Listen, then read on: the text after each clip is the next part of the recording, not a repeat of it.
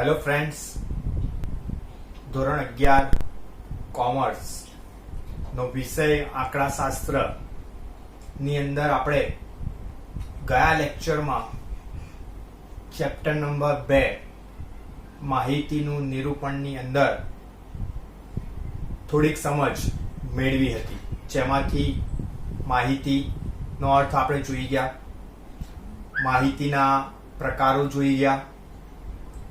ત્યારબાદ આપણે વર્ગીકૃત માહિતી કે વર્ગીકરણ આપણે કરવું છે તો એને કયા કયા ભાગમાં વર્ગીકરણ કરી શકાય તે જોઈ ગયા, જેની અંદર આપણે જોઈ ગયા કે સતત વર્ગીકૃત, અસતત વર્ગીકૃત. સતત વર્ગીકૃતમાં પણ આપણે જોઈ ગયા કે નિવારક સતત કે અનિવારક સતત, એની વ્યાખ્યાઓ આપણે જોઈ ગયા ગયા લેક્ચરમાં. એ ઉપરાંત આપણે અધઃ સીમા બિંદુ, ઉધ્વ સીમા બિંદુ પણ આપણે જોઈ ગયા. હવે આગળ આપણે થોડીક જે શબ્દો છે એ જ આપણે અહીંયા આજે પણ સમજવાના છે, બરાબર. તો એમાંથી સૌપ્રથમ આપણે આગળ આજે જોઈએ છીએ કે વર્ગ લંબાઈ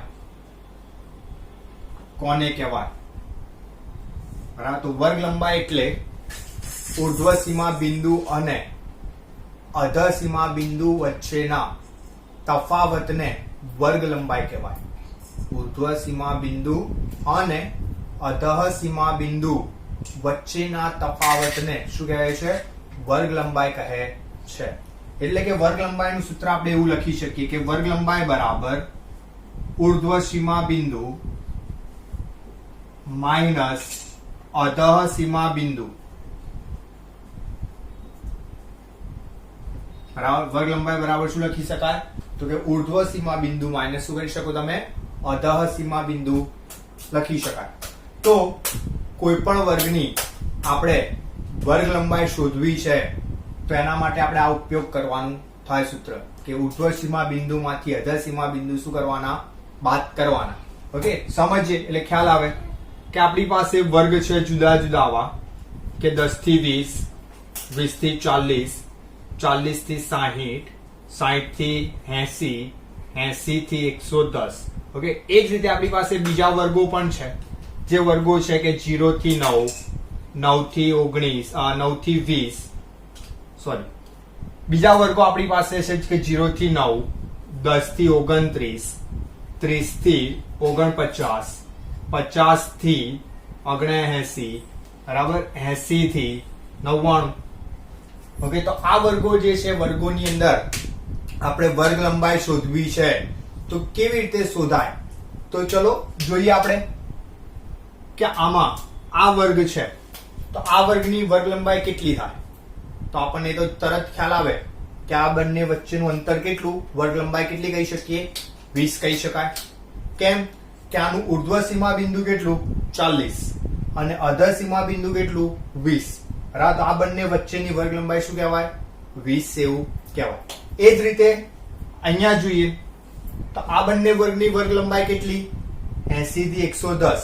તો એ બંને વર્ગની વર્ગ લંબાઈ 30 કહેવાય. ઓકે, તો આપણને આ તો ખબર પડી જ જાય. આ કયા પ્રકારનું આવૃત્તિ વિતરણ હતું આપણું? કે સતત નિવારક હતું. ઓકે, સતત નિવારકની વ્યાખ્યા ગયા લેક્ચરમાં આપણે જોઈ ગયા. સતત નિવારક એટલે શું? કે જે તે વર્ગની ઉર્ધ્વ સીમા અને તેના નીચેના વર્ગની અધઃ સીમા બંને કેવી હોય? એક સમાન હોય, તો એને સતત નિવારક કહેવાય. તો એ આપણે જોઈ ગયા. એની અંદર હવે વર્ગ લંબાઈ કેવી રીતના શોધાય આપણને ખ્યાલ પણ આવી જાય. ઓકે, બીજું આપણી પાસે કે અનિવારક છે. ઓકે, સતત અનિવારક આવૃત્તિ વિતરણ છે તો એમાં વર્ગ લંબાઈ કેટલી? તો આ વર્ગની આપણે વર્ગ લંબાઈ શોધવી છે તો જનરલી આ વર્ગની વર્ગ લંબાઈ તમે વિચારો તો તમે એવું કહો કે આ વર્ગની વર્ગ લંબાઈ 19 છે, પણ હકીકતમાં આ વર્ગની વર્ગ લંબાઈ 19 નથી. આ વર્ગની વર્ગ લંબાઈ 20 જ છે. કેમ? તો વર્ગ લંબાઈનું સૂત્ર શું લીધું આપણે? ઉર્ધ્વ સીમા બિંદુ માઇનસ શું? અધઃ સીમા બિંદુ. તો આનું ઉર્ધ્વ સીમા બિંદુ શોધીએ તો આનું ઉર્ધ્વ સીમા બિંદુ આપણને શું મળે? આપણે ગયા લેક્ચરમાં જોઈ ગયા કે ઉર્ધ્વ સીમા બિંદુ કેવી રીતે શોધાય? સૂત્ર પણ લખ્યું. સૂત્ર શું લખ્યું? જે તે વર્ગની ઉપલી કિંમત વત્તા તેના નીચેના વર્ગની નીચલી કિંમત ના સરવાળાને શું કરવાનું? 2 વડે ભાગવાના. આ વર્ગની ઉપલી કિંમત 29, એના નીચેના વર્ગની નીચલી કિંમત 30, બંનેનો સરવાળો કરી ભાગ્યા 2 કરીએ તો આ વર્ગનું ઉર્ધ્વ સીમા બિંદુ આપણને મળે 29.5. બરાબર. અને એ વર્ગની અધર સીમા બિંદુ કેટલું? તો અધર સીમાનું બિંદુનું આપણે સૂત્ર પણ જોયું કે જે તે વર્ગની નીચલી કિંમત વત્તા તેના ઉપરના વર્ગની ઉપલી કિંમત ભાગ્યા શું કરાય? 2 કરાય. તો આની વર્ગની નીચલી કિંમત 10, ઉપલી કિંમત ઉપરના વર્ગની 9, તો 10 વત્તા 9 કરીએ તો 19 મળે. 19 ભાગ્યા 2 કરીએ તો એનું અધર સીમા બિંદુ આપણને મળે 9.5. તો 29.5 ઉર્ધ્વ સીમા બિંદુ માઇનસ 9.5 અધર સીમા બિંદુ. જો આ બંનેની બાદબાકી કરીએ તો આ બંનેની વર્ગની વર્ગ લંબાઈ આપણને કેટલી મળી કહેવાય? 20 મળી કહેવાય. બરાબર. તો વર્ગ લંબાઈ શોધવા માટે આપણે આ યાદ રાખવાનું, વર્ગ લંબાઈ બરાબર શું થાય? ઉર્ધ્વ સીમા બિંદુ માઇનસ શું થાય? અધર સીમા બિંદુ. ઓકે. એ જ રીતે હજી આપણે જોઈએ કે આપણે જોઈએ 50 થી 79 છે તો એની વર્ગ લંબાઈ કેટલી? તો જોઈએ તો આનું ઉર્ધ્વ સીમા બિંદુ કેટલું થાય? તો એનું ઉર્ધ્વ સીમા બિંદુ થાય 79.5 માઇનસ અધર સીમા બિંદુ કેટલું થાય? તો અધર સીમા બિંદુ થાય 49.5. બંનેની બાદબાકી કરીએ તો બંનેની વર્ગ લંબાઈ આપણને કેટલી મળે? 30 મળે. ઓકે. ખ્યાલ આવી ગયો દરેકને? વર્ગ લંબાઈ આપણે કેવી રીતે શોધાય? તો વર્ગ લંબાઈ શોધવા શું કરાય? ઉર્ધ્વ સીમા બિંદુ માઇનસ અધર સીમા બિંદુ કરાય.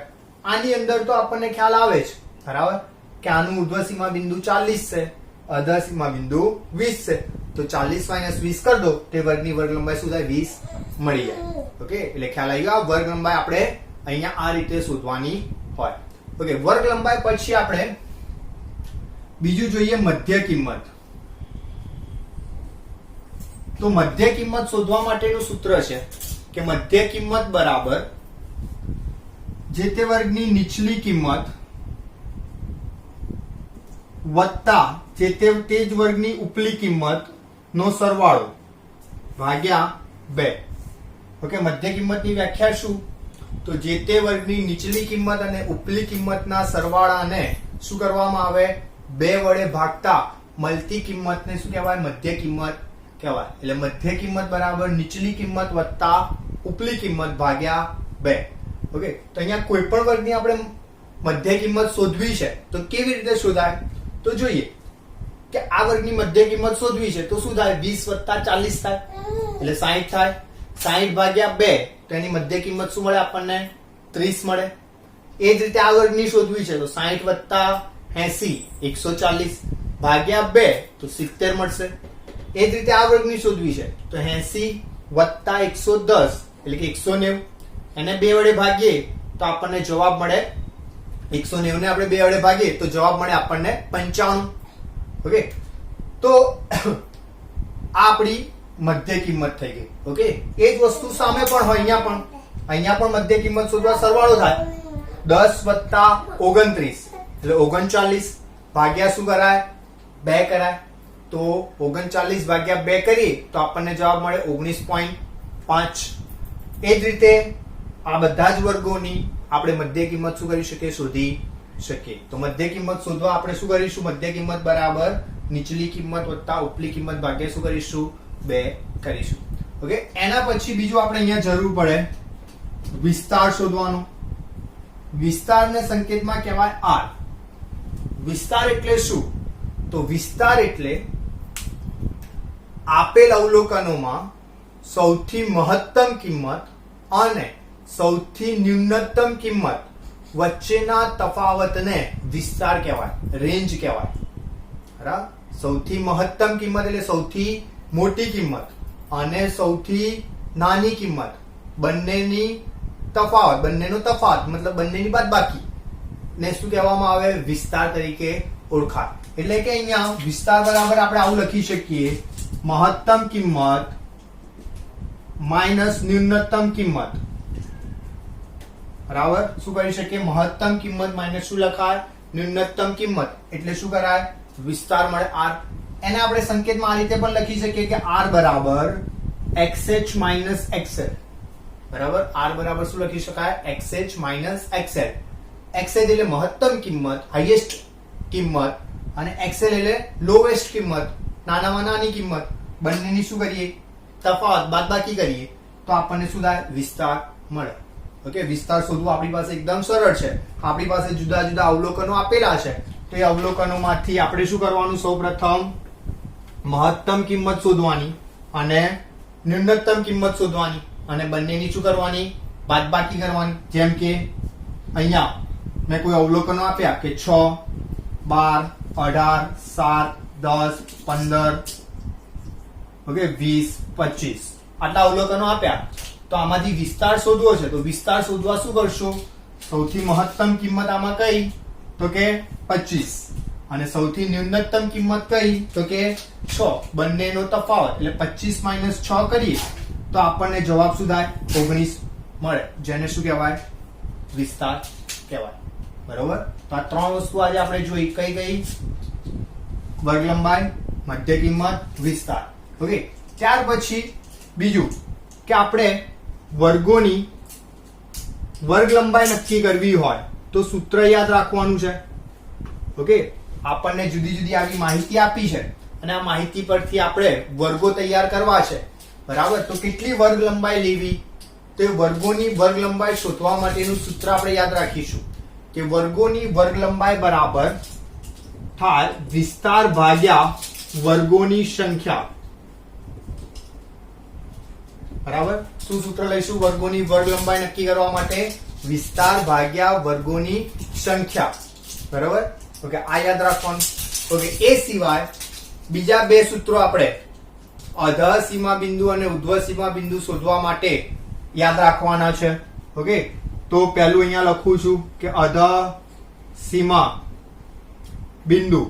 અધઃ સીમા બિંદુ બરાબર આપણે યાદ રાખવાનું મધ્ય કિંમત માઇનસ 1/2 વર્ગ લંબાઈ. શું સૂત્ર યાદ રાખશો? અધઃ સીમા બિંદુ શોધવા માટે મધ્ય કિંમત માઇનસ શું કરશો? 1/2 વર્ગ લંબાઈ. ઓકે, એ ઉપરાંત બીજું ઉર્ધ્વ સીમા બિંદુ શોધવા, તો ઉર્ધ્વ સીમા બિંદુ બરાબર મધ્ય કિંમત પ્લસ 1/2 વર્ગ લંબાઈ. બરાબર. આ બે સૂત્રો આપણે યાદ રાખવાના. આની ઓરમાં અથવા આપણે બીજું સૂત્ર પણ અહીંયા ઉર્ધ્વ સીમાનું જોઈ લઈએ. ઉર્ધ્વ સીમા બિંદુ બરાબર કે ઉર્ધ્વ સીમા બિંદુ બરાબર આપણે આવું પણ લખી શકીએ અધઃ સીમા બિંદુ પ્લસ વર્ગ લંબાઈ. ઓકે, ઉર્ધ્વ સીમા બિંદુ બરાબર શું કરી શકો? અધઃ સીમા બિંદુ વત્તા વર્ગ લંબાઈ પણ કરી શકાય. ઓકે ફ્રેન્ડ્સ, તો ખ્યાલ આવી ગયો આજે કે આપણે કઈ કઈ વસ્તુ જોઈ ગયા આજે? તો વર્ગ લંબાઈ જોઈ ગયા, મધ્ય કિંમત જોઈ ગયા, વિસ્તાર જોઈ ગયા, વર્ગોની વર્ગ લંબાઈ શોધવા માટેનું સૂત્ર જોયું, અધઃ સીમા બિંદુ, ઉર્ધ્વ સીમા બિંદુ શોધવા કયા કયા સૂત્રો ઉપયોગ થાય એ આજે આપણે અહીંયા જોયું. નેક્સ્ટ લેક્ચરમાં આપણે આ બધાની જરૂર પડશે. જ્યારે દાખલાઓ ગણીશું ત્યારે આપણે આની જરૂર પડે. આપણે કીધું કે માહિતીના બે પ્રકારો મુખ્ય છે. કયા? સંખ્યાત્મક માહિતી અને ગુણાત્મક માહિતી. તો સંખ્યાત્મક માહિતી હોય તો સંખ્યાત્મક માહિતીનું આપણે વર્ગીકરણ કરવું હોય તો સંખ્યાત્મક માહિતીનું વર્ગીકરણ કરવા માટે આવૃત્તિ વિતરણ કોષ્ટક તૈયાર થાય. સંખ્યાત્મક માહિતી આપણી પાસે હોય તો એનું વર્ગીકરણ કરવા શું તૈયાર કરવામાં આવે? આવૃત્તિ વિતરણ કોષ્ટક તૈયાર કરવામાં આવે. એ આવૃત્તિ વિતરણ કોષ્ટક આપણે કેવી રીતે તૈયાર કરવું એ આપણે નેક્સ્ટ લેક્ચરની અંદર શું કરીશું? સમજીશું. આજે આપણે આટલે સુધી અહીંયા રાખીએ છીએ. તમે દરેક જણ આ બધું શું કરો છો? એક વખત લખીને તૈયાર કરવાનું છે દરેકે. ઓકે.